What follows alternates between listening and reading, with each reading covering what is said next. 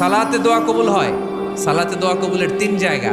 একটা হচ্ছে তাকবীরে তাহরিমার পরে আমরা সানা পড়ি না, আমরা তো একটা পড়ি, আল্লাহর হাবিব সুন্নাহ এবং নফল নামাজে আরো পড়তেন সানা, ওই দোয়া কবুল হয়। দুই নম্বর জায়গা সালাতে সেজদায় পড়ে দোয়া করলে কবুল হয়।